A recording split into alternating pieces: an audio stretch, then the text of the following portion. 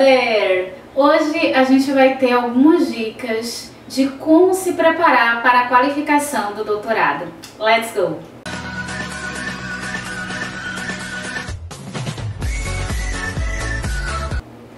Eu sou, gente, a professora de inglês Sandra de Jesus, aqui da Rede Estadual de Ensino da Bahia, e aqui você vai encontrar muitos conteúdos pedagógicos, mas também sou mestre em Literatura e Cultura e doutoranda também em Literatura e Cultura pela Universidade Federal da Bahia.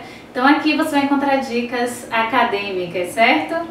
E bora lá! Hoje eu trouxe 10 passos para que você caminhe, faça para fazer uma qualificação de doutorado mais tranquilo. E por que eu estou gravando esse vídeo hoje aqui para vocês? Tem praticamente um mês que eu qualifiquei a minha tese do doutorado. A qualificação, gente, é uma etapa obrigatória para quem está fazendo um doutorado. Um doutorado normalmente dura 4 anos e depois de 2 anos o doutorando precisa apresentar um memorial que vai ali falar da sua trajetória como pesquisadora, como pesquisador, falando um pouquinho, sintetizando a sua vida, mas em relação à sua pesquisa. Vai apresentar o projeto do doutorado que você fez, não é, para ingressar no período da seleção. Também deve apresentar, no mínimo, 2 capítulos da tese, então não importa se sua tese vai ter 3 capítulos, 4 capítulos, 5 capítulos, você já apresenta 2. E que eu costumo chamar de sessões, porque na minha aula de metodologia, eu lembro da minha professora falando, gente, capítulo é quando você publica a tese, já virou livro. Antes de publicar é sessão. Então a gente apresenta pelo menos 2 sessões, tá certo? E você vai apresentar todo esse material parcial, né, do seu percurso como pesquisadora para uma banca. Na defesa, no final do doutorado, a gente defende a nossa tese completa, com a mesa composta pela nossa orientadora e por 4 professores. 2 da mesma universidade, no mesmo programa, e 2 externos, tá? 2 professores de outras universidades. Só que na qualificação do doutorado, a gente só apresenta para a nossa orientadora e 2 professores. Um do próprio programa e outro de outra universidade. Então é bem legal, porque é um momento que você tem um retorno se você está de fato no caminho certo. A qualificação, ela serve para que aqueles avaliadores, os examinadores, eles digam se a gente está, se tem pertinência à nossa pesquisa, se o nosso percurso, a nossa metodologia realmente vai alcançar algum resultado plausível, não é? O que é que a gente precisa mudar na nossa trajetória. Fora que é uma grande oportunidade para discutirmos com pessoas especialistas na área, né? Que conhecem o nosso objeto, conhecem aquela linha que a gente estuda, debater as nossas ideias que estão ali preliminares. Então é muito bom, gente. Eu fiquei um pouco com receio da minha qualificação, acho que todo mundo fica, né, com um pouco friozinho na barriga, mesmo a gente tendo passado pelo mestrado, mesmo a nossa orientadora tendo lido e revisado o material antes da qualificação, mas a gente sempre fica com um pouquinho de nervosismo. Então, eu tenho dificuldade de encontrar aqui no YouTube material destrinchando a qualificação ou dando dicas de como se preparar. Por isso eu resolvi trazer esse conteúdo hoje para vocês. E se você gosta desse tipo de conteúdo, por favor, deixe o seu like. Se não é inscrito no canal, tá esperando o quê? Se inscreva, porque aqui a gente tem vídeo novo toda quinta-feira e todo domingo, tá bom? Bora lá! Primeiro, programe-se e produza com certa antecedência. Isso parece óbvio, mas não é, gente. Programe-se. Então, se eu quero, no meu caso, né? Eu decidi fazer a qualificação do doutorado no primeiro semestre de 2021. Eu comecei o meu doutorado em 2019, né? E aí, o que foi que aconteceu? Nos semestres anteriores, ou seja, em 2020, eu já comecei a fazer uma rotina mais intensa de escrita para que eu chegasse em 2021 com as 2 sessões finalizadas para a qualificação. Então eu dei um gás na escrita da tese um semestre antes. Eu conversei com a minha orientadora. Professora, eu tô querendo qualificar no semestre que vem, porque com a pandemia a gente poderia protelar, né? Mas eu resolvi mesmo assim qualificar. E a minha orientadora, tudo bem, pode ser, Sandra, mas quem faz todo o trabalho? Eu, a doutoranda. Então começa a se programar 1 ou 2 semestres de antecedência, escrevendo as sessões da tese e sempre em diálogo com a sua orientadora, certo? Segundo, dialogue com a sua orientadora, é o que eu já falei aqui na primeira. Sempre. Se você está com vontade, converse com ela. Pelo que você já produziu, vale a pena marcar a qualificação agora? Eu poderia ter adiado, não é? Mas eu não quis. Mas tudo foi em conversa com minha orientadora. É possível qualificar agora? Quem você sugere para ser a professora da banca, né, dentro da universidade? E o examinador externo, quem? Então tudo dialogando, porque às vezes você pode ter um professor em mente, aí conversando com a sua orientadora, ela já sugere uma outra pessoa que vai poder fazer uma leitura mais minuciosa, mais honesta do seu texto. Então é sempre importante manter esse diálogo com a orientadora. E gente, não espera não a orientadora vir atrás de você, tá? Doutorando precisa ser proativo, sempre. Terceira dica, seja sincero e objetivo no memorial. Se necessário, veja modelos. Isso é interessante, porque assim, a parte da minha qualificação que eu mais tive dificuldade foi o memorial, porque você tem que falar de si mesmo. Então, às vezes, você escrever sobre a sua pesquisa, sobre o seu corpus é mais tranquilo. Revisar o projeto que você fez ao ingressar ao doutorado também é de boa. Mas escrever sobre você mesma, não é? E tentar pensar quando a sementinha da pesquisa foi plantada em seu coração.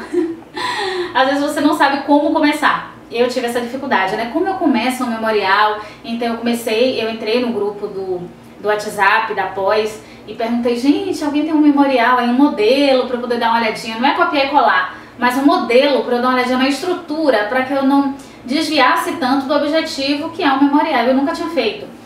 Então, a minha orientadora me ajudou, porque ela conseguiu, com ex-orientandos, modelos do memorial deles. E aí eu dei uma lida em 2 memoriais diferentes, mas eu percebi o que é que tinha em comum, o que é que não poderia faltar em um memorial no nível do doutorado.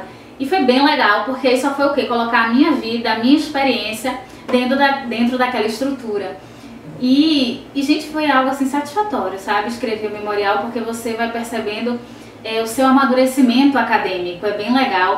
E muitas vezes esse seu tino de pesquisador começa ali na tenra infância, na adolescência, é bem legal.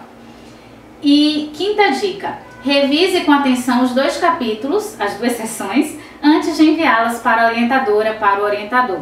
Por quê? Ganha tempo. Então você está produzindo, mas claro que o seu texto sempre precisa ser revisado por outra pessoa, né? Tanto em questão de ideias, como ortografia, gramática, enfim. A gente da área de letras já corrige com mais facilidade. Mesmo assim, a gente tem um olhar viciado sobre o nosso texto.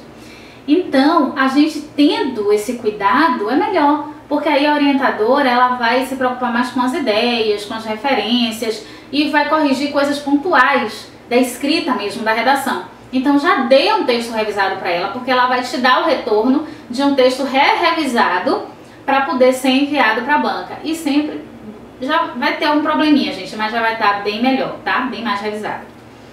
Sexta, faça um esquema de apresentação para o dia da qualificação, com ou sem slides. Isso é legal também.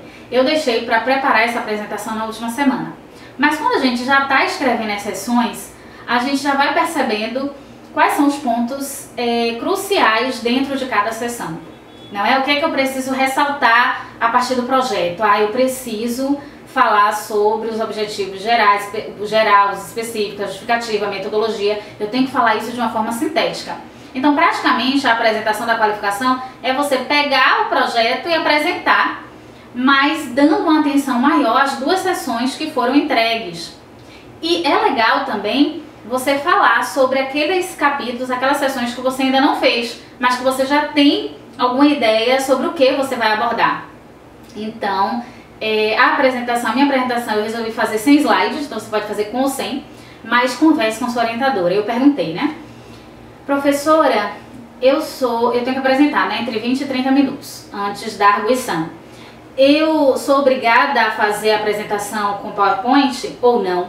Ela disse não, você é livre, o importante é você fazer sua apresentação clara e sucinta. Ok, decidi fazer sem slides e foi bem legal, eu fiz um esqueminha mesmo no meu caderno e fui falando de uma forma fluida, objetiva, porque às vezes os examinadores eles pegam no seu texto escrito, mas ficam lacunas. E na hora dessa apresentação oral é o momento de você esclarecer, de você mostrar domínio sobre o seu problema de pesquisa, né? Sobre a sua pesquisa. Sétimo, tenha uma postura grata e humilde. Isso é importante, gente, e eu tento cultivar isso sempre, desde o mestrado, agora na qualificação, e espero cultivar essa postura grata e humilde na defesa do doutorado, da tese. Por quê? Porque, assim, aqueles professores, eles disseram sim, né, para lerem o seu trabalho. E ler um trabalho desse exige tempo, né? Foram mais de 100 páginas, você tem que ler com muita atenção. Então, a primeira coisa, agradeça a presença dos professores ali. Uma professora que estava na minha banca está aposentada, então ela foi caridosa em dizer sim, né, em fazer esse trabalho mesmo depois da aposentadoria. Então, assim, e a humildade para saber que você está em processo, que você é um pesquisador em processo, que ali você está diante de professores doutores que têm mais experiência que você. Podem não conhecer a fundo o objeto que você estuda, mas tem mais experiência naquela linha que você pesquisa, não é, na escrita acadêmica, enfim. Então acolha todas as sugestões. E aí vai para a 8ª dica, que é anote todas as sugestões. Isso, todas as sugestões, todas as críticas, não é? Se o professor ou a professora fala um pouco rápido, pede para repetir. Se você não entendeu a sugestão ou a crítica, peça para que diga a página, né? Porque fica mais fácil de você voltar ao seu material e fazer a correção, tá? Então anote todas as sugestões. Não quer dizer que você vai acolher todas, mas anote-as, tá? 9ª, defenda suas ideias com clareza, sem arrogância. Isso é interessante, também a gente precisa treinar, tá? Eu sou muito apegada ao meu objeto, ao meu corpus. E assim, não é ainda a defesa da tese, mas de certa forma você pode defender algumas ideias que você tem certeza. Se você estudou, se você pesquisou, se você leu em mais de uma fonte. Porque aqueles professores ali, eles têm bagagem, têm experiência, mas na sua pesquisa você está mais gabaritado. Então, assim, manter a humildade, certo? Não ser arrogante, mas se você for criticado ou você perceber que você foi mal interpretado em alguma abordagem, você pode dialogar. Não é sempre nessa postura de diálogo. Olha, eu escolhi tal termo com base em tais e tais teóricos, porque eu acredito, né? A minha linha é nessa, pá, Então, assim, tente defender o seu peixe, sem arrogância, tá? Dialogando, acolhendo as sugestões plausíveis, mas também você não vai ali rasurar todo o seu texto, porque os pesquisadores, os examinadores, eles querem que você estude outra coisa, não é? Porque a sua proposta é outra mesmo, tá? E a tese de doutorado, ela traz esse quê de originalidade. Então pode surpreender, pode chocar em alguns aspectos, enfim. 10º, se possível, convide os mesmos professores para compor a banca de defesa da tese. Isso é legal, por quê? Eu mesmo já fiz meu convite. E por quê, gente? Porque geralmente depois de uns 2 anos vai ser a defesa da sua tese, pós-qualificação. Aqueles professores já leram seu projeto, conhecem um pouco mais de você através do memorial, já leram e analisaram 2 sessões, já viram um pouco ali a sua exposição oral, a sua defesa argumentativa. Então, quando eles pegarem a tese pronta, eles vão ver, por exemplo, sugestões que você acolheu ou não, eles vão poder dialogar com isso, vão estar relendo partes que eles já leram há um tempo antes, então vão poder contribuir muito mais, porque é uma releitura do seu trabalho. E é isso, eu acredito que vai ser muito mais rico, sabe? Você vai ter 2 professores que vão estar vendo seu trabalho pela primeira vez, e vão ter 2 professores que já sugeriu para o seu trabalho, já avaliou o seu trabalho no período da qualificação. Então essas são as dicas, pessoas. E se vocês tiverem mais curiosidade sobre o tema, deixem embaixo nos comentários, que na medida do possível eu vou tentar responder por aqui, certo? Ative o sininho e a gente se vê no próximo vídeo. Bye, bye!